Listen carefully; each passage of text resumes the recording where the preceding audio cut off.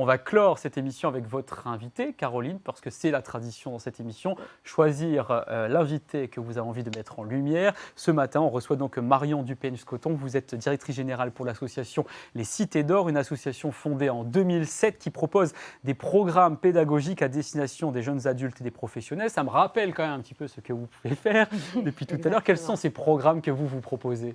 Alors, le cœur de notre métier, notre programme principal, ce sont les programmes à destination des personnes fragiles et en difficulté, que l'on accompagne dans la définition d'un projet de vie ou pour se mettre en action dans un projet d'avenir. Et puis, nous avons aussi une action de formation. Nous sommes organisme de formation destiné aux professionnels. Et vous avez donc un programme qui s'appelle l'école buissonnière. Oui, c'est notre programme destiné aux jeunes de 16 à 25 ans. Alors, on constitue un groupe d'une douzaine de jeunes dans le cadre d'un service civique et ils sont avec nous pendant 6 mois, 4 jours par semaine. Et on travaille avec eux pour leur permettre d'acquérir des compétences en se mettant en action et en menant des projets dans des territoires prioritaires. Caroline, c'est pour cela que vous vouliez ce matin mettre en lumière cette association Les Cités d'Or. Oui, c'est vrai. Le lien avec les projets que moi je fais, c'est très proche. Ouais. Oui. Vous disiez qu'il y a un autre volet, le centre de formation. Donc, comment est structurée la démarche pédagogique de ce centre ? Alors, on a une pédagogie qui s'est construite autour de 5 compétences fondamentales aux Cités d'Or que l'on met en œuvre dans l'ensemble de nos programmes. Donc, autant les écoles buissonnières que pour le centre de formation. Ces 5 compétences, c'est se connaître, s'accepter, identifier l'info échappée à l'intox, créer un réseau humain, créer du lien, comprendre son environnement et convaincre sans manipuler. Ça, ce sont les compétences que l'on travaille avec les jeunes dans le cadre des écoles buissonnières et qu'ils acquièrent à la fin d'une école buissonnière. Ils sont censés maîtriser ces sujets-là ou au moins les avoir un peu abordés. Et ça dure combien de temps finalement ? C'est lorsqu'ils sont étudiants qu'ils font cette école buissonnière ? À 40%, ce sont des décrocheurs qui ne sont pas allés au bout de leur scolarité.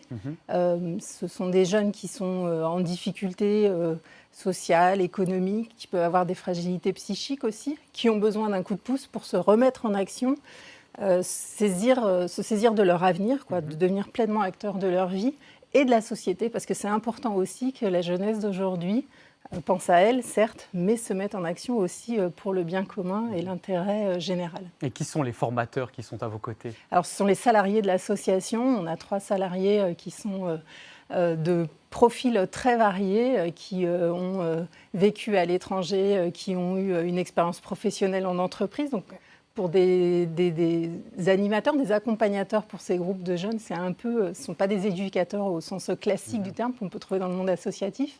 L'enjeu, c'est d'apporter aux jeunes un questionnement pour qu'il trouve ses propres réponses et qu'il décide lui-même de son avenir et de ce qu'il a envie de faire de ce qu'il est, de ses attentes, qu'il identifie lui-même ses freins.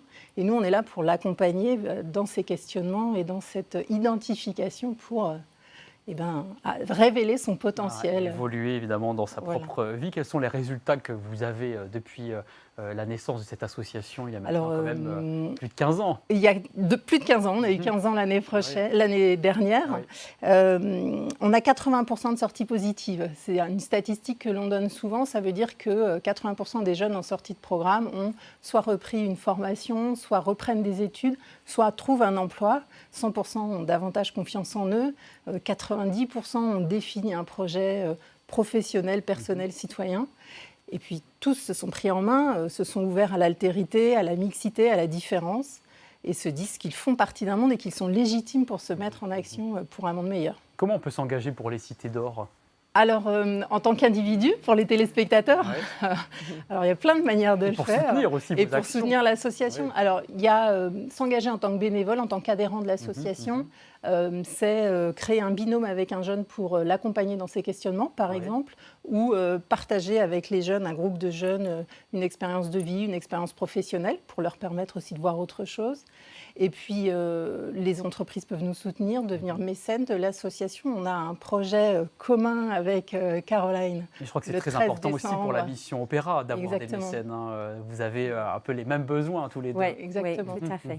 Tout à fait. Mais le monde associatif a besoin de soutien financier. Le public nous aide, les subventions publiques sont présentes, mais les acteurs privés aussi et les entreprises de plus en plus s'engagent pour la jeunesse, pour la culture.